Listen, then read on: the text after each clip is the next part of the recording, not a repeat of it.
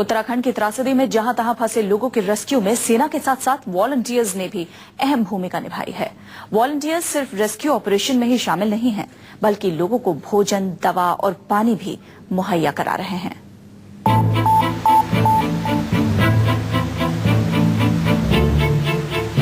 इस खतरनाक पहाड़ियों से अगर जरा सा भी कदम फिसला तो सीधे मौत की खाई में। लेकिन ऐसा हुआ नहीं, क्योंकि इन लोगों को मौत के मुंह से निकालने के मिशन में जुटे थे पूरे 100 नौजवान। 16 जून को जब उत्तराखंड में सबसे बड़ा डिजास्टर की कार्रवाई हुई, उस टाइम पे हम लोगों ने भी एकदम से इमीडिएट रिस्पांस करने की कार्रवाई शुरू करी। तो उस टाइम हमने एक मॉडल बनाने की कोशिश करी, जिसमें कुछ 15 से 20 NIM का स्टाफ और वॉलंटियर्स तकरीबन 100 लड़के इस इलाके के उत्तरकाशी के, जिन्होंने यहाँ पे पहले कोर्स करे।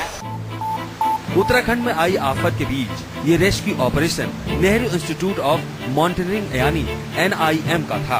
इस रेस्क्यू ऑपरेशन के जरिए NIM के स्वयंसेवक तकरीबन 6500 लोगों को उत्तरकाशी से हर्षिल तक सुरक्षित तरीके से पहुंचाने में कामयाब रहे।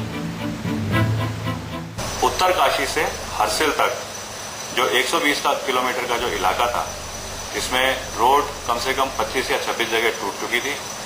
करीब 6500 लोगों को फाइनली इवैक्यूएट कराया।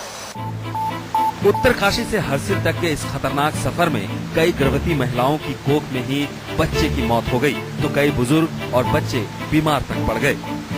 इस दुर्गम रास्ते में इन सबों के लिए इलाज और दवा की व्यवस्था करना बेहद मुश्किल था। NIM के वॉलंटियर्स ने दवा, पानी, भोजन सबका इंतजाम किया। यहाँ तक कि स्ट्रेचर की कमी होने पर चारपाई तक का स्ट्रेचर के रूप में इस्तेमाल किया। स्ट्रेचर की कमी हुई, गांव से चारपाई ला करके वो एक स्ट्रेचर का मॉडिफिकेशन बनाया है। मजबूर औरतें, छोटे बच्चे, बीमार, यहाँ तक कि 2 औरतें जिनका मिसकैरेज हो गया था रास्ते में, लोगों को फाइनली इवैक्यूएट कराया।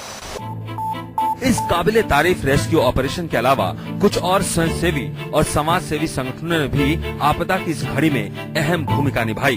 कुदरत के कहर के बाद मौत की घाटी में तब्दील उत्तराखंड के वीरान इलाकों में भूखे लोगों को भोजन मुहैया कराना भी कम मुश्किल काम नहीं था। लेकिन एक सामाजिक धार्मिक समूह की तरफ से ये काम भी बीते कई दिनों से बदस्तूर जारी है। जितनी भी धार्मिक संस्थाएं हैं या सामाजिक संस्थाएं हैं, उनका सामाजिक रोल तो है ही, क्योंकि समाज ही उन्हें फंडिंग कर रहा है, कोई सरकार तो कर नहीं रही।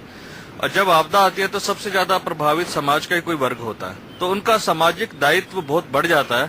पहले हमने गोचर और जोशीमठ और उधर बद्रीनाथ लंगर लगाया हुआ था, लेकिन ये जगह अछूती थी। थके हुए होते हैं, गरम गरम खाना जब उन्हें मिलता है तो काफी कुछ वो राहत महसूस करते हैं। बहरहाल प्रकृति की विनाश लीला के बाद इंसानों की कीमत जिंदगी सहेजने में जुटे इन तमाम लोगों को हम भी सलाम करते हैं।